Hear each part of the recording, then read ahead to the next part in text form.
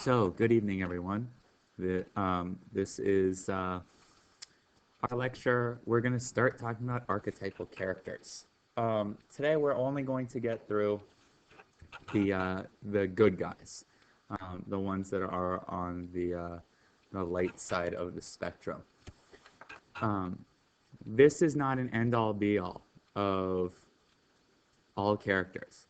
What this ends up being is an overview of the types of characters, archetypal, that you will commonly see throughout literature. They're kind of the main recurring characters in a lot of literature. As we go through, you're going to see a lot of examples for a lot of these different character types. Where you can find these ideas of characters in all sorts of stories that you know. The first character type, we're going to start with the heroes. The first character type we deal with is the Christ figure. The Christ figure is a spiritual or prophetic character. They may perform miracles, they fight for justice, they heal others. They will often be guided by the ghost of their father. They will experience death and rebirth, and they will often act as a martyr.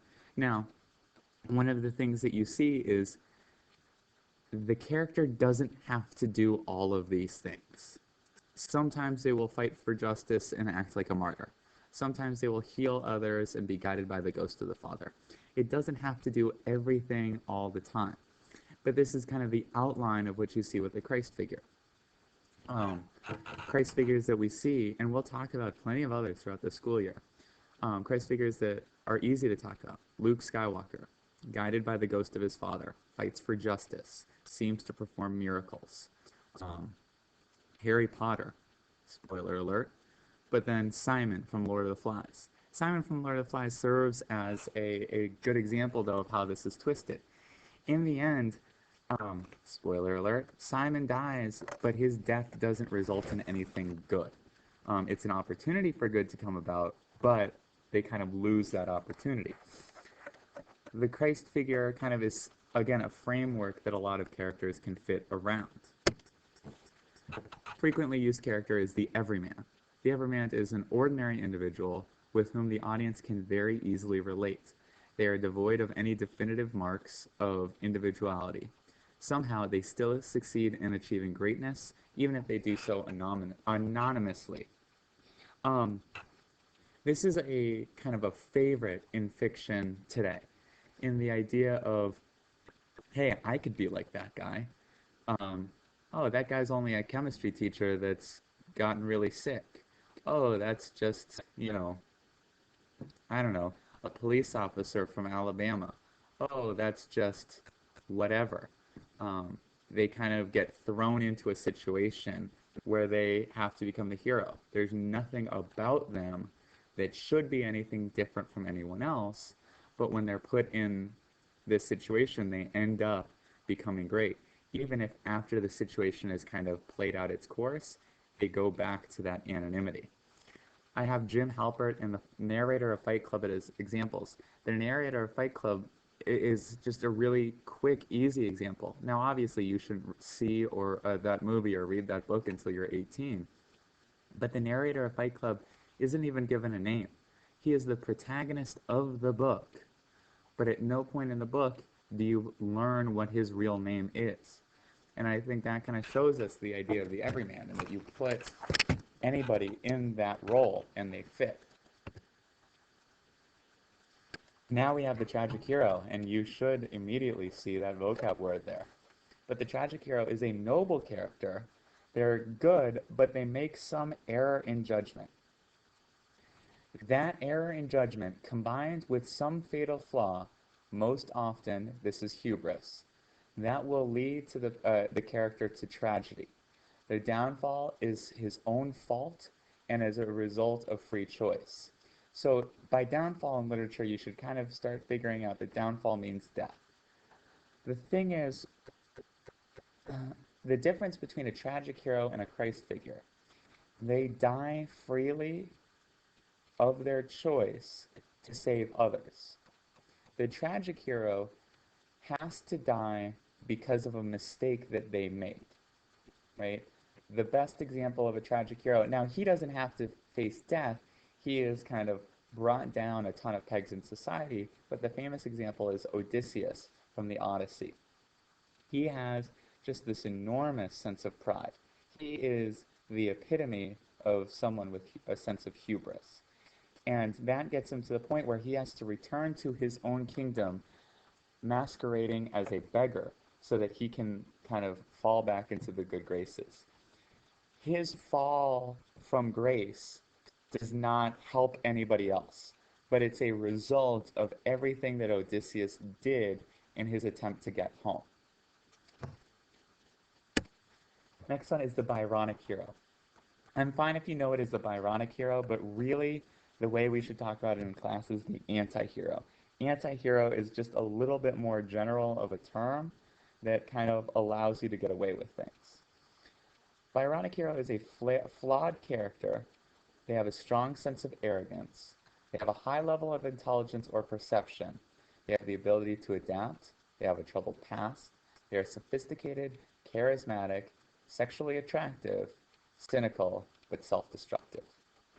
It actually comes from a poem, Childe Harold's Pilgrimage by Lord Byron. But the idea of this is, and going further into the anti-hero, an anti-hero is a character that at the end of the day does the right thing, but you never necessarily want to be this person. You don't necessarily want them as your friends, but you want them backing you up in a fight. The example that I always think of when I think of an anti-hero is Kobe Bryant. I despise Kobe Bryant as a human being. There's all sorts of things from his past that makes him seem like somebody that I would never want to associate myself with. However, now maybe not necessarily now, but a couple of years ago, if somebody put a gun to my head and I had to win a game of pickup basketball to save my life, my first pick in the world, every time would be Kobe Bryant. Because he just goes out there and makes sure he wins. And that's what an anti-hero is. At the end of the day, they do exactly what you need them to do. And the results of their actions will be good. But they do not necessarily have the best intentions for what they do. There's something else in their past that makes them shady, that makes them somebody that is not enviable. And these are the things that kind of build up to make the anti-hero somebody that I guess I like, but I don't want to be. Dexter from the TV show on Showtime, Dexter. Walter White from Breaking Bad. Tony Soprano. Um, the list goes on and on of these characters. From comic books, Iron Man. Iron Man has just this tremendous arrogance to him. But even in a series of comic books titled Demon in a Bottle, Iron Man has to battle his addiction to alcoholism. These are the things that make him a flawed character. We don't necessarily want to become Tony Stark. But if we're in a fight, we know that if we've got Tony Stark in that Iron Man costume, we're good to go. The next is a reluctant hero. The reluctant hero initially refuses the journey to move beyond the average. They are forced into these extraordinary circumstances, but they never really move past that idea of, I don't want to be doing this. This is not something I want to be doing. I'm kind of just forced into it. Spider-Man doesn't want to be a hero.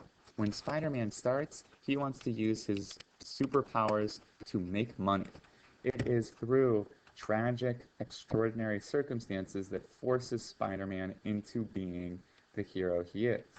Han Solo had no intention of joining the Rebel Alliance. He had no intention. He just wanted to make some money because his spaceship could make the Kessel Run in an incredible speed. These are the things that make them reluctant heroes, because at the end of the day, neither of them ever really admit that that's what they want to do, They just keep going through the journey. In a sense, this makes them the most interesting characters to watch because it's not only, will they save the day because they might lose? It's will they save the day because they might quit? And it adds a level of interest to the rest of the story.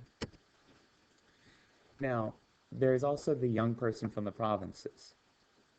The hero is taken away as an infant or a youth, raised by strangers. He or she later returns home as a stranger and is able to recognize new problems and new solutions. You might immediately be saying to yourself, hey, this looks a lot like Harry Potter. Harry Potter is a hero. He is not able to be raised by his parents. He is raised by some, in a sense, strangers. He is on his way returning to the world that his parents come from. Those of us that know the stories, he's able to solve the problems because of who he is.